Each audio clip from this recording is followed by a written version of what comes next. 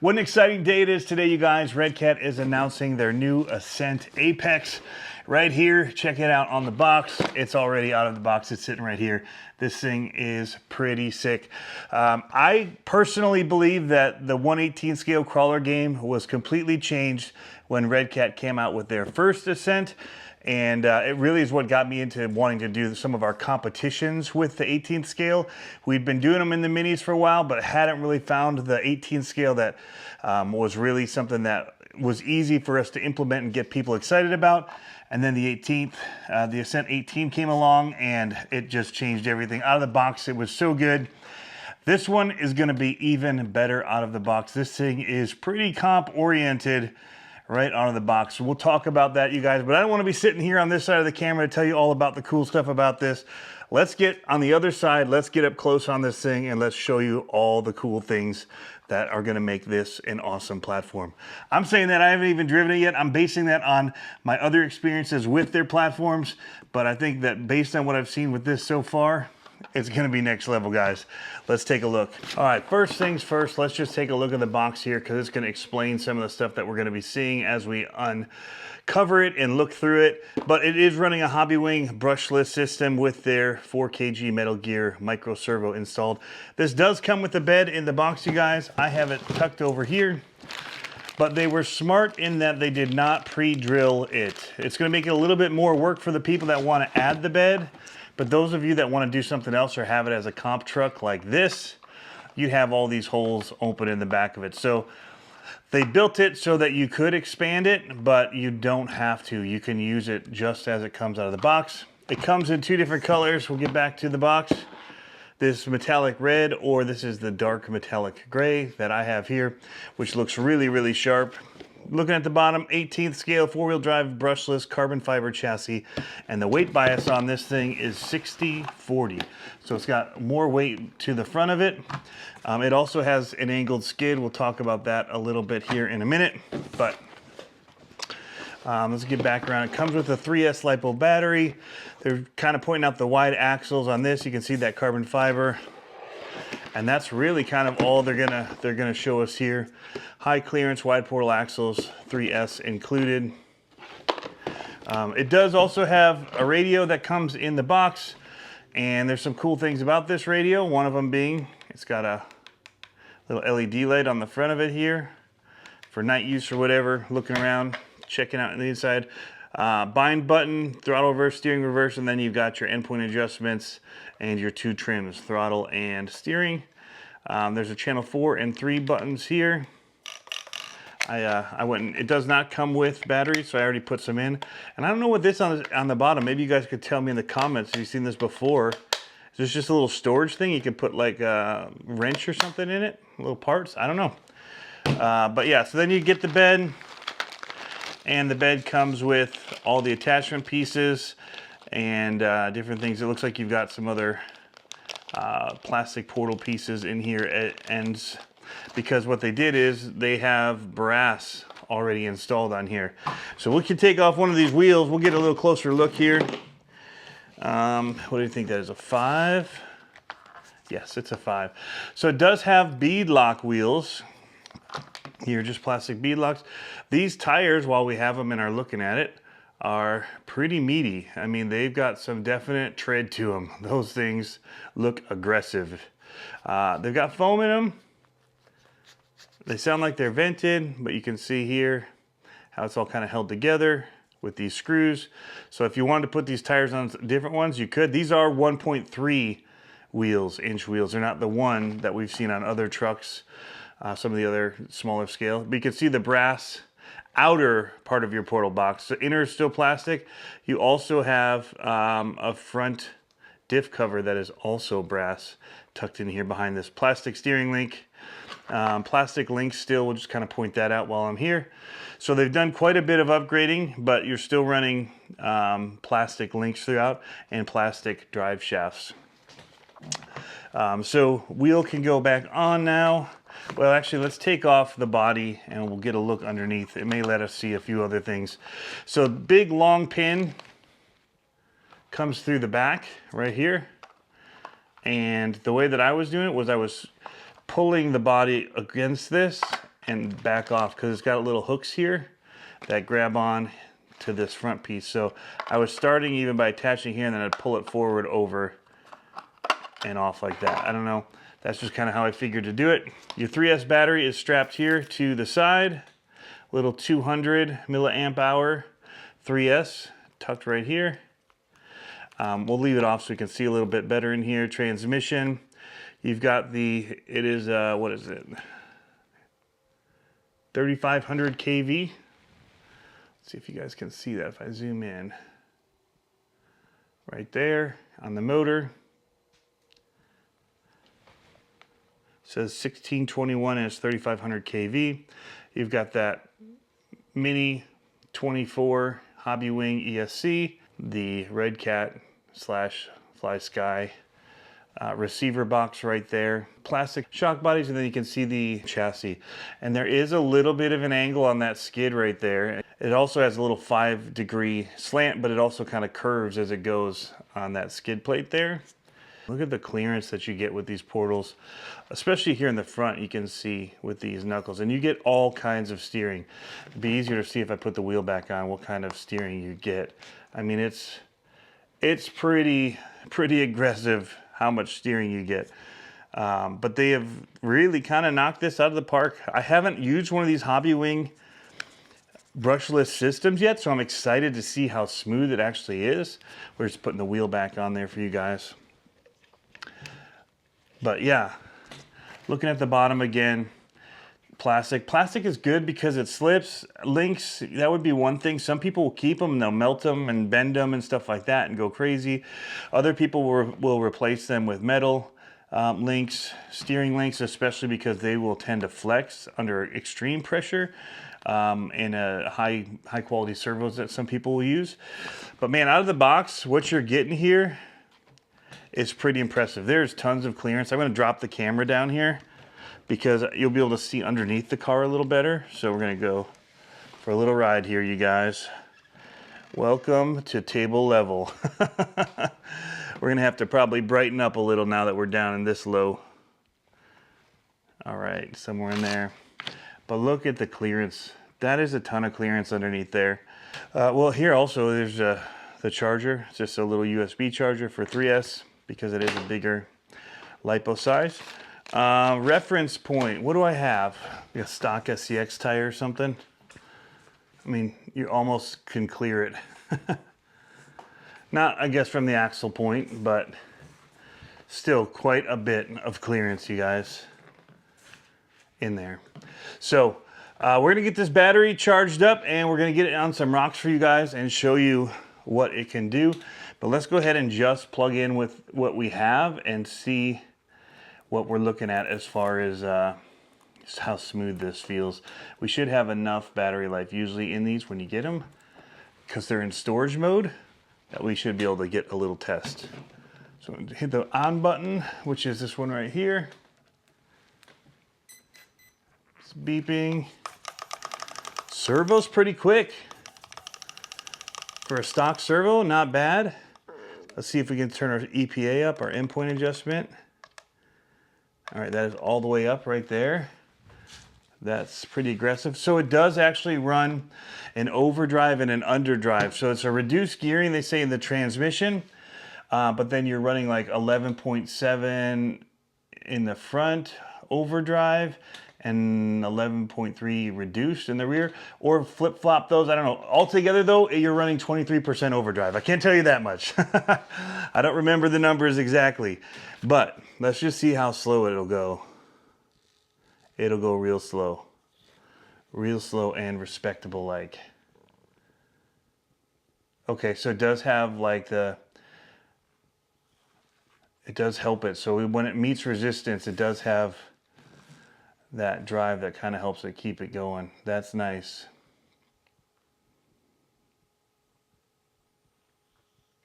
I would expect it from Hobbywing. They know what they're doing with their motors and their ESCs. How fast is it now? That's the next question. Pretty quick. Yeah, pretty quick. Let's see reverse. How touchy is reverse? Okay, it's nice and slow at the start. You have lots of control at the front end of it. It's not jumping.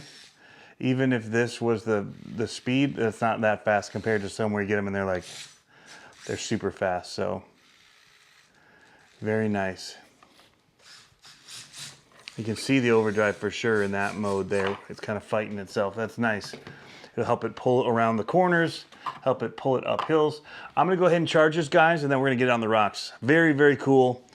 Excited about it. I'm not planning to put the bed on it, so we're not gonna do that, but the way that you would do it is it has this kind of cool spring mechanism here in the bed.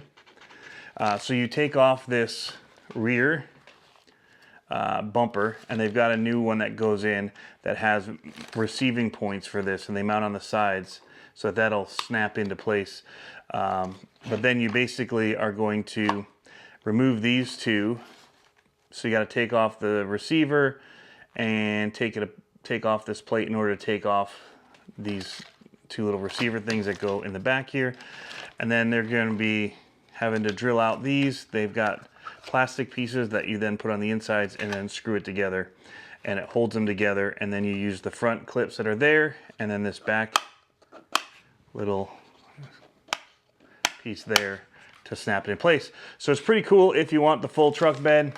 I'm gonna go, I don't have many that are like this, so I'm gonna leave it more of a not traditional, more of a real comp look to it. It might be cool to put like some kind of a flat bed on there. 3D printed one or something could be kind of cool. That wouldn't be as big as this. I don't know, but I'm gonna run it like it is for now, and we're just gonna call that good and see how it does. But let's get that battery charged up.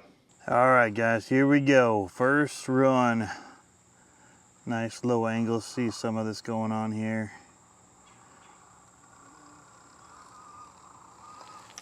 So far, she's looking pretty good. I did not set that up very well. I'll take a reverse because we're not comping. Because I want to see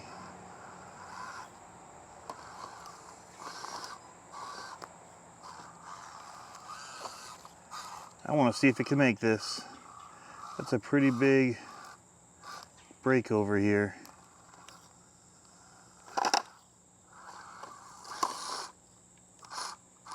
Uh-oh. I think I just broke the drive shaft. Oh, no, we just popped it out. No break, just popped it. Interesting. Well, we pushed our luck on the very first one and already back to the bench. Now that shouldn't have happened.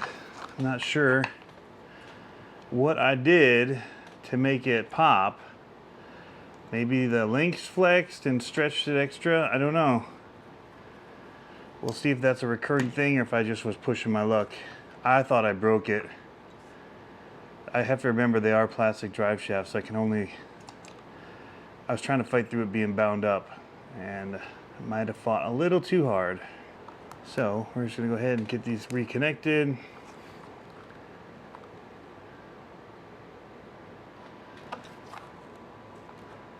I mean, they seem like they're pretty tight. I don't know what I would have done to make it flex that much. Interesting, interesting. That first obstacle we went over went pretty smooth. All right. I will say, the first thing I did have to replace on my original one that I touted so highly was the drive shaft. And that's on any of these. Plastic drive shafts are going to be a weak point, especially with the amount of power that you have with the brushless system like this. I wanted to just show also how smooth and nicely the body meets up with those sliders. All right, back to it. All right, we will take a different approach to this same obstacle here and come from the side. I never come from that other way. I thought that maybe we'd give it a try with this guy. That was nice. Got a nice little gap to clear there.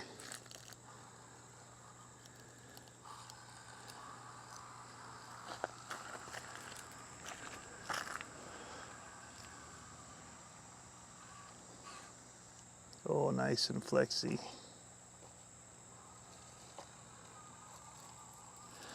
All right. These tires are big. Quite a bit taller than any of my other tires on anything this size. I probably would go with a little bit smaller tire on it if I were to upgrade. That's just my personal preference, but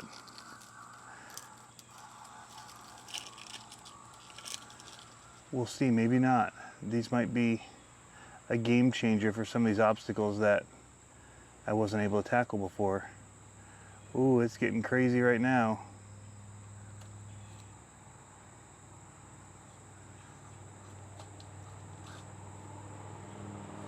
Oh, that high breakover is gonna let me get over this. I'm gonna switch up, you gotta see this. This is not an obstacle we normally go for like this. That's sweet.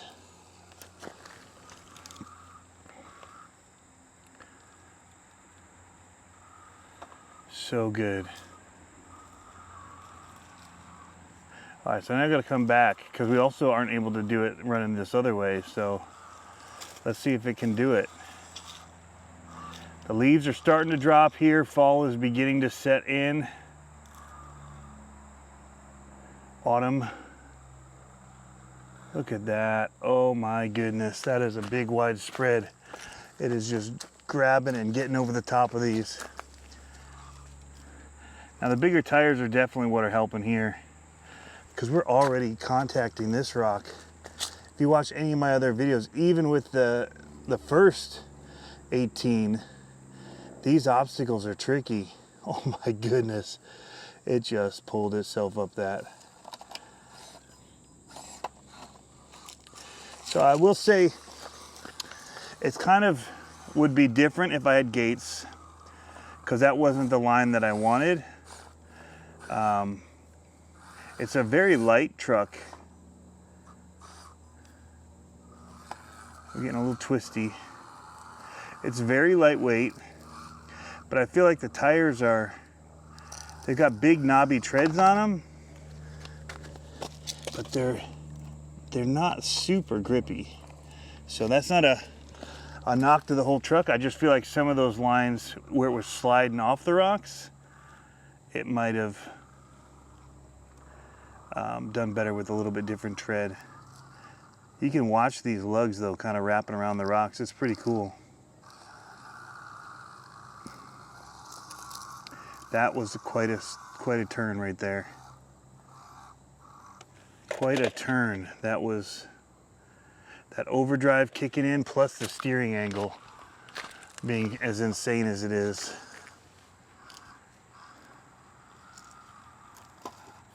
See, that would, I guess I was so used to the insert game, my tire would wrap around this rock and pull it up. So it's just a little different. Getting used to new tires and foams and wheel setup. So the rest of the control is good. I just have to know, like, see, that's biting right there because there's a nice aggressive rock. It really dug into that. Get up and over. Yeah, oh my goodness, that was rad. I don't have any other mini rigs that could have done that. Holding a line or not holding the line, they wouldn't have made that.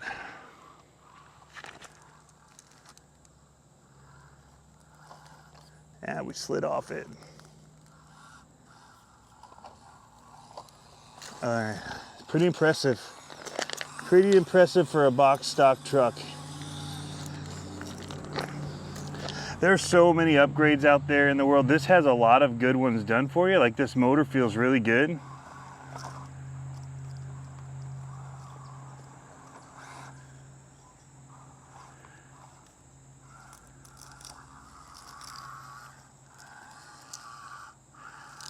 The servo actually feels really good too for a stock truck.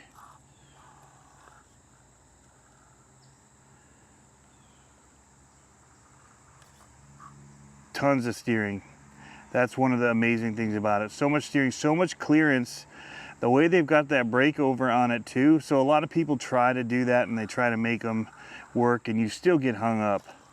This seems to be not overdone in a way that it becomes a different sticking point. With that 5% skin, instead of being huge, and the way that they've set it and the height of clearance that they have, like look at it, it's just breaking right over the top of that. It's not even touching. That's partly due to the huge tires, I guess, giving it so much ground clearance. But that was awesome. Super tight corner around that rock.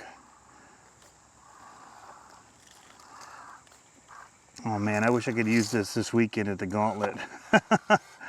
Have a little cheater truck on the 18 scale course. I think I'd have to change the tires. I don't remember what our rules were. I don't think it allowed 1.3s for the 18 scale. This is wild. All right, I'm highly, highly impressed with it, I will say, for the 5 minutes that I've been driving it. Tons of flex, but it's in a way that it's reaching and it's not twisting too much when I'm driving. I did have one instance over here where it did flex out and it twisted the truck and flipped it, but I have not had that like a majority of the time. It's been pretty good. Most of, I think what that was more the way that the tire got in the rock and then flipped the truck because of it sidewalling more than anything. Oh, I thought I was gonna save it as I was talking about it.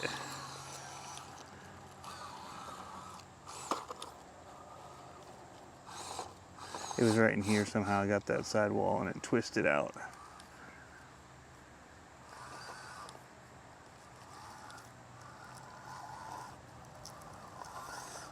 Like that.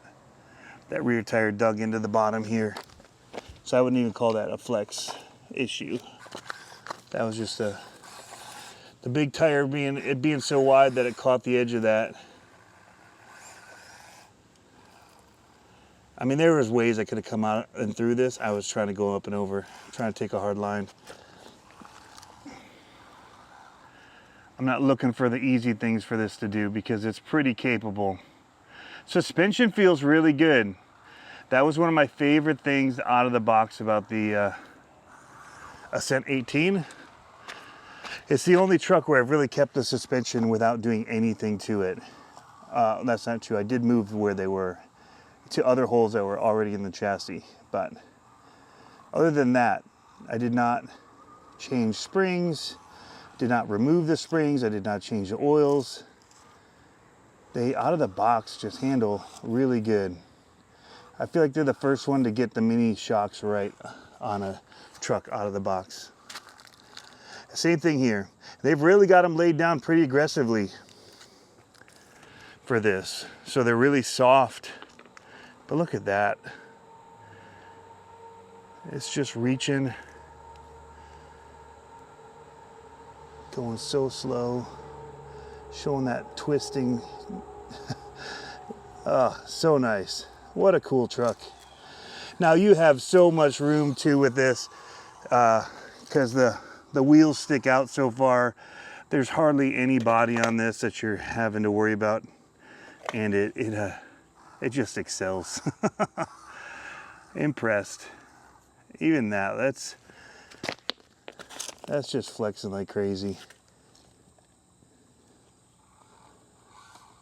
Gotta miss our little dude here. Look at how tight that is. Here, let's get down on the ground and show this thing. Just so there's speed, not bad, but look at how tight it turns.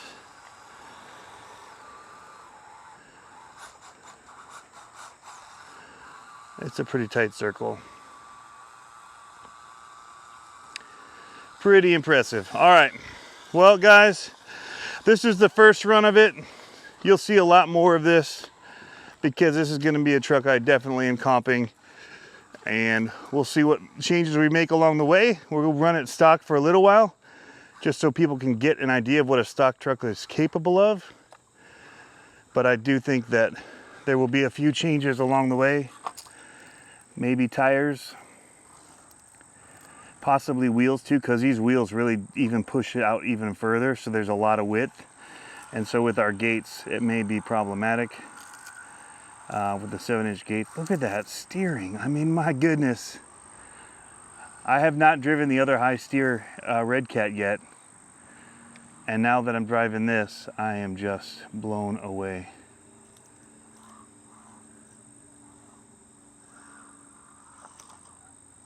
So good. Alrighty, you guys, there it is.